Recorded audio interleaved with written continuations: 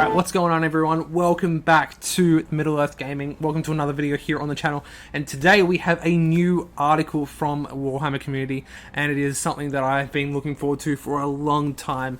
I didn't think we'd actually get it this early, but it definitely seems that they might have some trickles of information of what the next supplement might be. So it says, defy the Dark Lord with the kings under the mountain. And as you guys can see, oh my god, we have Dain Ironfoot with his red axe, old King Dain, and Thorin III Stonehelm. Now this is from obviously the War in the Ring, you know, with the War in the North, you know, when the Eastlings and all that attack Dale and Erebor with King Brand. I'm hoping that we might get to see Brand at some stage. That would be amazing. But we're gonna go through this article, guys, and give my thoughts and information on it, and my thoughts and opinions on it, and we'll see how we go from there. So the road goes ever on and on. So in this installment of the Middle-earth Teams, the road goes ever on and on series, we're joined by rules writer Jay Clare. He's here to talk about another upcoming release for the strategy battle game, The Last Kings Under the Mountain in the Third Age of Middle-earth, no less.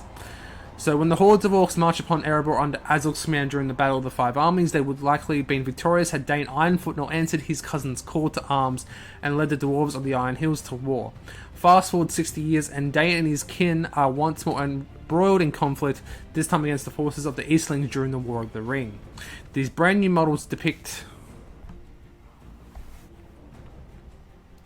Dain Ironfoot and his son Thorin III Stonehelm during the aforementioned war, I should say. And we thought you'd like to know a bit more about them, and they look amazing. There's so much detail on them. I'm going to be afraid to paint these, to be honest, guys. And like the detail on their shield, like that, I don't know if that's going to be like a new type of axe. Like we'll probably find out, like, you know, a little bit later on. And that red axe, like, oh my god, like, it just looks amazing. And Dain looks... I can't say any more nice things about him, to be honest. At the time of the War of the Ring, Dain was well into his twilight years, a whopping 252 years old, and certainly no longer in his prime. Even at his advanced age, Dain was an exceptional warrior, and what he lacked in youthful exuberance, he more than made up for in experience.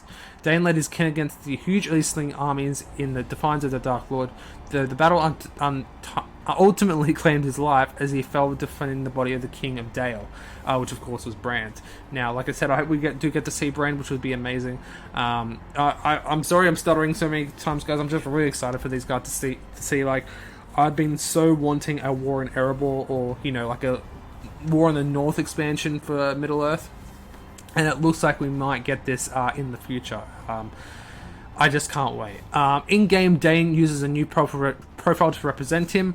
Rather than using Lord of the Iron Hills, this profile makes Dain an excellent leader for an Erebor Reclaim Force. Being a hero of legend as well as possessing the Fearless special rule, Dain also gains in a rule allowing all friendly Erebor dwarf models, even heroes, to benefit from his standfast, regardless of range. Perfect for keeping your dwarves fighting even when the chips are down. So really good rule there. Even with a 5 value of 6, strength of 4 and 3 attacks, Dain is more than capable of carving through ranks of orcs, Eastlings, or other minions of the Dark Lord. Dain has also traded his armor for his great red axe, I can never say that name, Barazathul. I can't say it, sorry guys. This Master Forged weapon essentially gives the King Under the Mountain a bonus of +1 to wound, not that he needs it. So there you go. Dain's got +1 to wound. Is he still going to be burly? I don't know.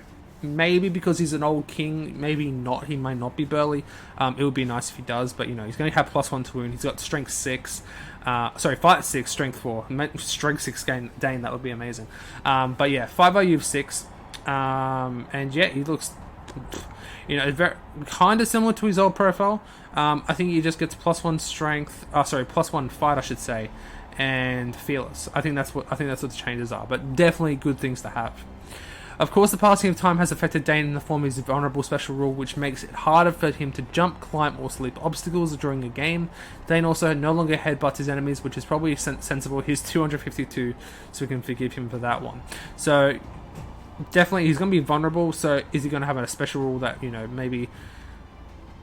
Is it just makes him harder for him to jump, climb, or leap obstacles during a game? Like, that's not really much of an issue. You don't really see that too much during a game. you can always just ignore that. If he maybe had like an ability, like a special rule, a hindrance maybe, where he, I don't know, enemies got +1 to wound against him because he's vulnerable. I don't know, but if it's only that, that's not too bad. And only no longer headbutting enemies. You know, I don't think many people use headbutts, especially in tournament play. So I never really used when I used him in my last tournament. You know, back in 2017. Obviously, you know, I've just gotten back into the game. I think I headbutted once and it really didn't work, so I don't think many people headbutt. It's more of like, you know, a fluff thing more than anything else.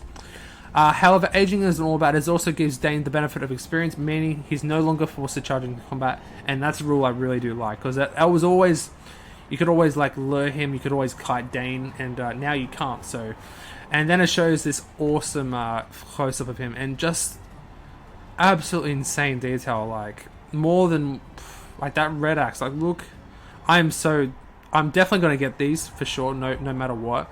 But I'm so worried about painting these guys. Like, it's going to be insane to paint them. So I'll have to wait and see. Fighting his father's son, Thorin III Stonehelm, the heir to the kingdom of Erebor, when Dain is tragically slain in battle, leadership of the army of Erebor fell to Thorin, who led the final push from the confines of the Lonely Mountain that eventually secured victory. Thorin Stonehelm inherited much from his father, I should say, including his exceptional martial prowess and, of course, his glorious mane of red hair. In battle, Thorin wields a shield and a hand and a half pick, it's a pick, so piercing strike, which then, when coupled with his fight value of 6 and 3 attacks, allows the Prince of Erebor to pack a serious punch. So he's got fight 6 as well and 3 attacks, so very, very cool there. Though he may have the same defense and slightly fewer wounds than his father, Thorin actually has a better chance to survive, and due to having 3 fate points, it will take some serious effort to take him down. So I'm guessing Dain's probably going to have 1 fate, because obviously, you know, he dies. It's a way that they're doing it right now. If a character is, you know, doomed to die, essentially. So he's going to have fewer wounds than Dain as well. So I'm guessing he's going to have 2. I wouldn't say he's not going to have 1 wound. He's probably going to have 2 wounds and 3 fate points. So that's not too bad. Not too bad. One thing Thorin hasn't inherited from Dain is his father's temperament. In fact, Thorin possesses a much calmer mindset. Now, this is a very cool rule, guys. This is represented by his cool-headed special rule, which allows him to change the heroic action he declared after finding out what heroic actions any enemy heroes are using.